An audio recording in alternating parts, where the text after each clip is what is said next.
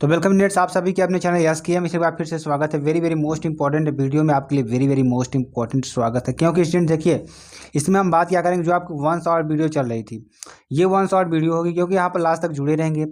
इसमें इतने प्रश्नों को डिस्कस किया गया है। इस टॉपिक से आपको देखिए, विद्युत धारा के चुंबकत्व का प्रभाव, इससे रिलेटेड जितने भी प्रश्न बनेंगे आपके सारे प्रश्नों को डिस्कस किया गया है और कोई भी प्रश्न इससे छूटने वाला नहीं है। ठीक है, आपको इतने अच्छे सारे प्रश्न पढ़ा दिए जाएंगे कि आपको कोई भी प्रश्न से छूटने वाला नहीं है और बहुत ही इंपॉर्टेंट तरीके से आपको अच्छी तरीके से हम बताने का प्रयास करेंगे। ठीक है, चलिए उससे पहले सबसे महत्वपूर्ण सूचना जान लीजिए कि जो आपकी अब skmstudyclasses.com वेबसाइट है और जो आपका SKM स्टडी ऐप है, वहाँ पे लिंक डिस्क्रिप्शन में दे दिया गया, वहाँ पे जाकर के आप लोग ज्वाइन हो सकते हैं। ठीक है, चलिए विषय भौतिक विज्ञान चैप्टर 6 के सभी महत्वपूर्ण प्रश्नों की बात करेंगे। विद्युत धारा के चुंबकत्व का प्रभाव। ठीक है, चलिए आगे हम बताते हैं आपको बहुविकल्पी प्रश्न से स्टार्ट करेंगे। आपके वेरी वेरी मोस्ट इंपॉर्टेंट जो प्रश्न होंगे, सारे प्रश्नों को इसमें डिस्कस किया जाएगा। देखिए, अगर आपको आंसर मालूम होगा कमेंट से जरूर बताएंगे कि सर इसका आंसर ये होगा।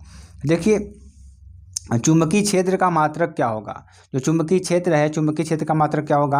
यहाँ पे देखिए 4 ऑप्शन आपको दिख रहे होंगे, वेबर प्रति मीटर स्क्वायर, वेबर प्रति मीटर, वेबर मीटर या वेबर। ठीक है, तो यहाँ पे अगर आंसर की बात करें, आंसर क्या हो जाएगा, वेबर प्रति मीटर स्क्वायर आपका आंसर हो जाएगा। ठीक है, चलिए अगला जो प्रश्न है आपके लिए वेरी वेरी मोस्ट इंपॉर्टेंट ये भी है कि एक चुंबकीय क्षेत्र उत्पन्न किया जा सकता है।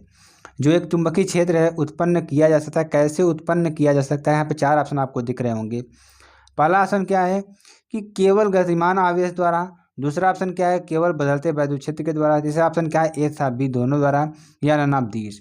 तो यहाँ पर अगर आंसर की बात करें, आंसर क्या हो जाएगा हमारा, केवल गतिमान आवेश के द्वारा। ठीक है, चलिए धारावाही चालक के चारों ओर उत्पन्न क्षेत्र होता है। कोई हमारा धारावाही चालक है तो इसके चारों ओर जो उत्पन्न क्षेत्र होगा वह कैसा क्षेत्र होगा। ठीक है, अगर धारावाही चालक है तो वह केवल चुंबकीय क्षेत्र उत्पन्न करने वाला है। ठीक है, इसके अलावा कोई क्षेत्र उत्पन्न नहीं करेगा। चलिए अगला प्रश्न क्या है, वेरी वेरी मोस्ट इंपॉर्टेंट है ये भी प्रश्न आपके एग्जाम के दृष्टिकोण से। यानी चुंबकीय क्षेत्र बी में, किसमें, चुंबकीय क्षेत्र बी में वेग बी से गतिमान, कितने, वेग बी से गतिमान आवेश क्यू के, किसने, किसके, आवेश क्यू के एक कण पर, ठीक है, इस पर एक कण पर लगने वाला बल F है। एक कण पर जो बल F लगेगा क्या होगा, Q upon V into B होगा, V into B upon Q होगा, या Q into V into B होगा, या V into Q into B होगा। तो यहाँ पर अगर आंसर की बात करें, आंसर क्या हो जाएगा, Q into V into B हो जाएगा। ठीक है, चलिए अगला प्रश्न देखिए क्या है कि चुंबकीय क्षेत्र B के लंबवत, किसके, चुंबकीय क्षेत्र B के लंबवत V वेग से चलने वाले, कितने वेग से, V वेग से चलने वाले आवेश Q पर, ठीक है, किस पर, आवेश Q पर लगने वाले बल F का मान क्या होगा। इस पर लगने वाले बल का F का मान क्या होगा, F इक्वल टू QVB होगा। ठीक है, चलिए अगला जो प्रश्न है आपके लिए वेरी वेरी मोस्ट इंपॉर्टेंट ये भी है। समान चुंबकीय क्षेत्र में, समान चुंबकीय क्षेत्र बी में एक इलेक्ट्रॉन आवेश, क्या, एक इलेक्ट्रॉन आवेश E नियत वेग से चुंबकीय क्षेत्र के समांतर गमन करता है। किसके समांतर, चुंबकीय वेग के समांतर गमन करता है। तो इलेक्ट्रॉन पर लगने वाला बल क्या होगा, तो इलेक्ट्रॉन पर जो लगने वाला बल होगा क्या होगा, शून्य होगा। क्या होगा, शून्य होगा। ठीक है, चलिए अगला प्रश्न क्या है, यम द्रव्यमान का कण, कोई यम द्रव्यमान का कण है जिस पर आवेश क्या है, हमारा आवेश Q है, एक समान चुंबकीय क्षेत्र B के लंबवत वेग V से प्रविष्ट करता है। ठीक है, वेग V से प्रविष्ट करता है, तो इसके पथ की त्रिज्या क्या होगी। तो इसके पथ की त्रिज्या क्या होगी, अगर यहाँ पे आंसर की बात करें तो, ठीक है, अगर आंसर की बात करते हैं तो, अगर यहाँ पर आंसर की बात करेंगे तो mv अपान QV हो जाएगा। क्या होगा, mv अपान QV हो जाएगा। ठीक है, अब यहाँ पर अति लघुतरी प्रश्नों की बात करेंगे जो आपके लिए बेहद इंपॉर्टेंट है।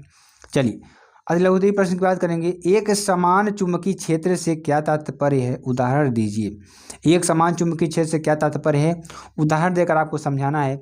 चलिए आपको समझाने का प्रयास करते हैं। तो एक समान चुंबकीय क्षेत्र में, किसमें, एक समान चुंबकीय क्षेत्र में चुंबकीय बल रेखाएं जो होती हैं समांतर व समदूरस्थ हो तो, यानी जो चुंबकीय बल रेखाएं होती हैं एक समान, समांतर और समान दूरी पर हो तो वह एक समान चुंबकीय क्षेत्र होता है।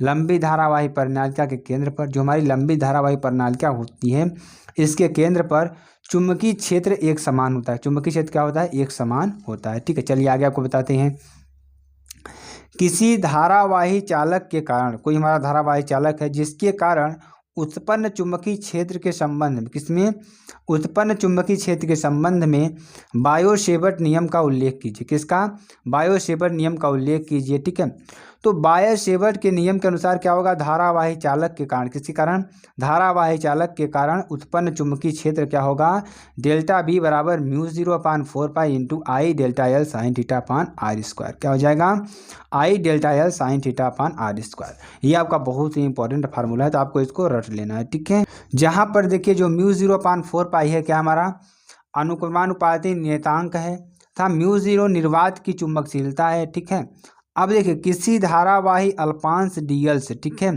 किसी धारावाही अल्पांश डीएल से आर दूरी पर, किस पर, आर दूरी पर चुंबकीय क्षेत्र के लिए, किसके लिए, चुंबकीय क्षेत्र के लिए बायो-सेवर्ट नियम सदिश रूप में लिखिए। ठीक है, तो यहाँ पे क्या हो जाएगा, बायो-सेवर्ट नियम का सदिश रूप क्या हो जाएगा, बी बराबर μ0/4 I D L into R का अपान आर क्यूब। ठीक है, अब साइक्लोट्रॉन सिद्धांत पर कार्य करता है। साइक्लोट्रॉन जो होता है किस सिद्धांत पर कार्य करता है, थोड़ा इसके बारे में आपको हम बताने का प्रयास करते हैं।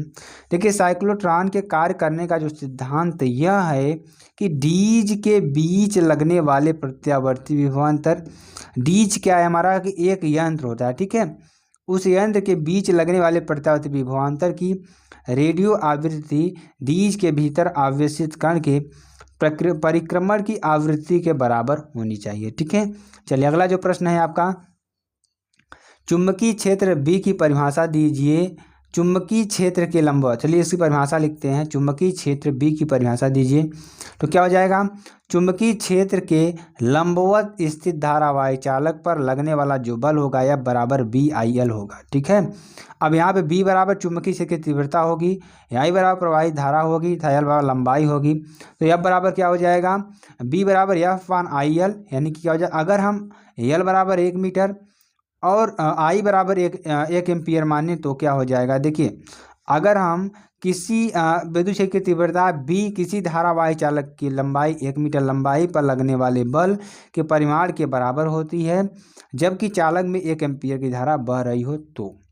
ठीक है, तो आपको अच्छी तरीके से समझ में आ गया होगा। चलिए आगे आपको बताते हैं, क्षेत्र के लंबवत रखा हो तब। ठीक है, चलिए अगला जो प्रश्न है वेरी वेरी मोस्ट इंपॉर्टेंट ये भी है। देखिए एक ऋजुरेखीय चालक में, किसमें, एक ऋजुरेखीय चालक में धारा से उत्पन्न चुंबकीय बल रेखाओं की प्रकृति क्या होगी।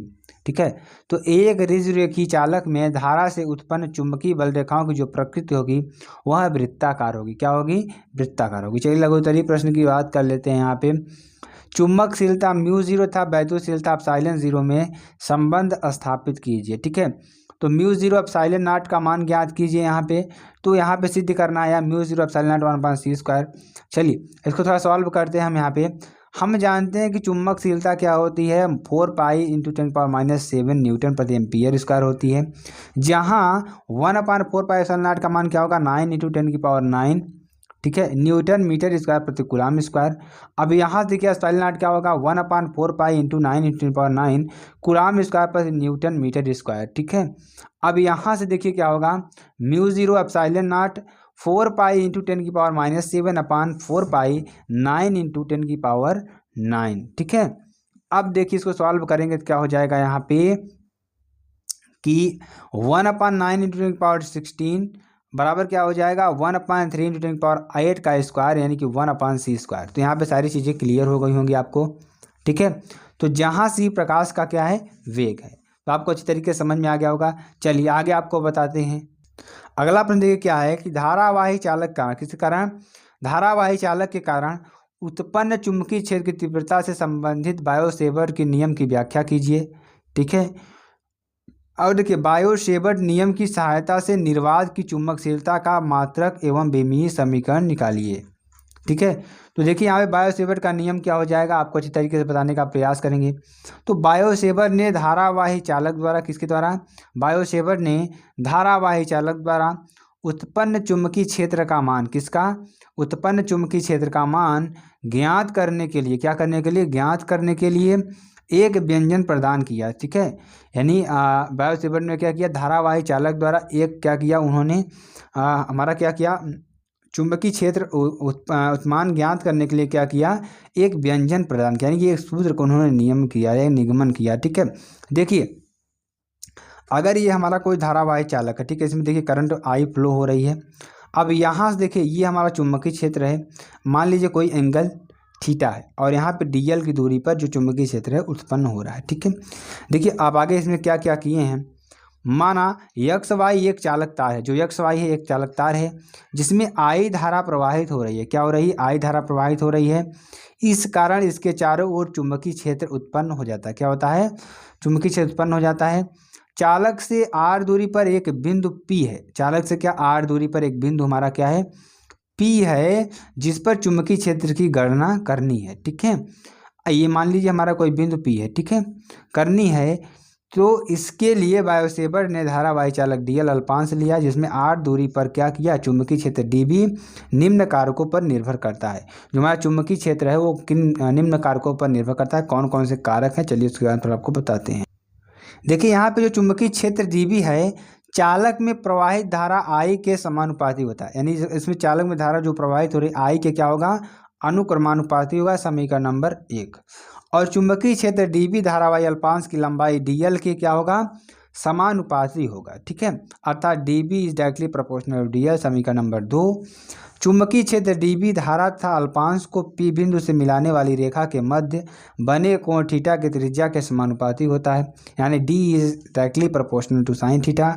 आगे देखिए चुंबकीय क्षेत्र DB अल्पांश बिंदु P के मध्य दूरी के वर्ग के व्युत्क्रमानुपाती होता है, अर्थात DB inversely proportional to 1/r²। चारों तथ्यों को मिलाने पर DB is directly proportional to I DL sin theta upon r², या DB बराबर Km I DL sin theta upon r², या Km बराबर μ0, ये आपका हो जाएगा, Km बराबर μ0, आपका ये आंसर हो जाएगा। ठीक है, चलिए अब कुछ आंखिक प्रश्नों की बात कर लेते हैं जो आपके लिए बेहद इंपॉर्टेंट है।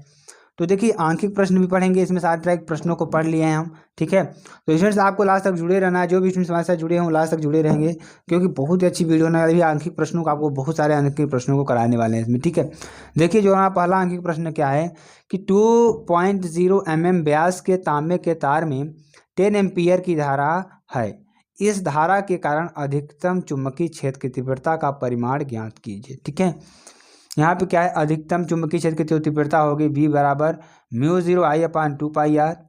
ठीक है, μ0 अपान देखिए 2π का मान कितना होगा, 2 की इंटू 10⁻⁷ इंटू I का मान 10 है, और देखिए यहाँ पे R का मान कितना है, 10⁻³ ठीक है, व्यास क्या है, व्यास क्या है 2 है, आधा करेंगे तो 1 होगा, 1 का अगर mm में है मीटर में चेंज करेंगे 10⁻³ होगा। यहाँ पे टोटल सॉल्व करेंगे तो क्या हो जाएगा हमारा V इक्वल टू क्या हो जाएगा 2 इंटू 10⁻³ वेबर प्रति मीटर स्क्वायर हो जाएगा। ठीक है, ये आपका वेरी वेरी मोस्ट इंपॉर्टेंट, आपको इस तरीके से समझ में आ गया होगा। चलिए आगे आपको बताते हैं अगला जो प्रश्न है आपका। ठीक है, एक इलेक्ट्रॉन वृत्ताकार कक्षा में, किसमें, वृत्ताकार कक्षा में 6 इंटू 10⁶ चक्कर प्रति सेकंड की दर से घूम रहा है, तो लूप में तुल्य प्रवाहित धारा का मान ज्ञात कीजिए। ठीक है, यानी कोई हमारी कक्षा में जो इलेक्ट्रॉन है कितने चक्कर प्रति सेकंड से 6 इंटू 10⁶ चक्कर प्रति सेकंड से क्या हो रहा है, घूम रहा है। ठीक है, तो इसमें प्रवाहित धारा का मान ज्ञात करना है। तो I बराबर क्या हो जाएगा, EV अपान 2πr हो जाएगा। यानी कि देखिए अगर हम यहाँ पे अगर E हटा दें V अपान 2πr को लेंगे तो क्या हो जाएगा, N के बराबर हो जाएगा। ठीक है, तो N का मान हमें मालूम है और E का मान हमें मालूम है। E बराबर कितना होता है स्टूडेंट्स, आपको मालूम होगा 1.6 इंटू 10⁻⁹ कूलम। ठीक है, यहाँ से देखिए अगर हम E की जगह क्या रखें 1.6 इंटू 10⁻⁹ इंटू 6 इंटू 10⁶, अब यहाँ से इसको सॉल्व करेंगे तो कितना आएगा, इसका इसमें मल्टीप्लाई करेंगे 16 16 6 96, एक दशमलव के बाद पॉइंट है तो लगा देंगे दशमलव, तो 9.6 इंटू 10⁻⁻13। देखिए -19 में 6 माइनस करेंगे तो कितना हो जाएगा, -13 हो जाएगा एम्पियर। यानी टोटल आपका आंसर कितना आ जाएगा, I equal to 9.6 into 10⁻13 ampere. Students आपको देखिए सारी चीज़ में कवर कर दी गई हैं, तो आपको वीडियो अच्छी लगे तो कमेंट्स में बताइएगा। फिर मिलते हैं नेक्स्ट वीडियो में नए टॉपिक के साथ। जय हिंद, जय भारत।